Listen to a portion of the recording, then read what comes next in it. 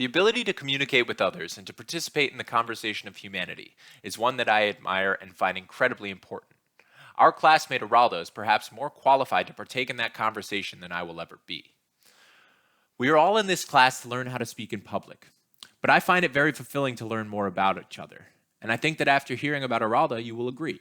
After speaking with Araldo, I learned so much that I would not have guessed based on first impressions, and I would like to share some of that with you today.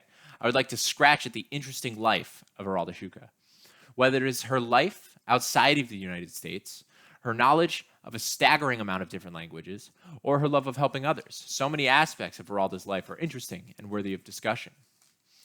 Having never lived outside of or even left the United States, the workings of the world beyond are just beyond my comprehension. I can get small glimpses through media or books, but to actually understand things on a deeper level is something that is just not achievable for me at this point. Aralda does not have that problem.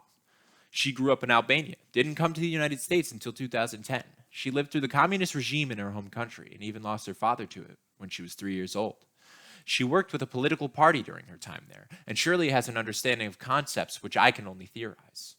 I am envious of Aralda's knowledge and of her cultural understandings. A little tidbit about myself: I have taken multiple classes in school to learn both Italian and Spanish. I do not know any Italian or Spanish. Learning languages is not my strong suit. This is not so for Aralda. Aralda learned French at age 6. She learned English and Italian when she was 12 years old, and then came German when she was 18. When she came to the United States later in life, she learned Spanish. She worked as a translator for a legal office and tutored students in language in her home country. So much of her life is based around communication, and I find that both interesting and admirable. Perhaps the most beautiful trait that a person can have is the desire to help another. Aralda's life is pervaded by this desire.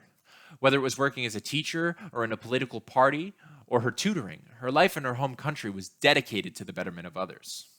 Since she has come to the United States, she has been working as a nurse and pursuing further education in nursing and surgical technology. She is also pursuing her master's in business accounting, bettering herself so that she may better help others. Aralda's drive to help others is amazing.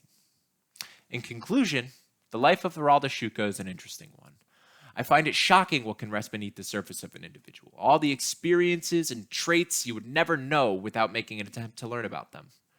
Whether it is a person's early life in another country, the knowledge of more languages than I can count on one hand, or their deep-rooted desire to help others, we can always be surprised. So I leave you with a challenge. As we learn more about public speaking together, let's also try to use this opportunity to learn a little bit more about each other.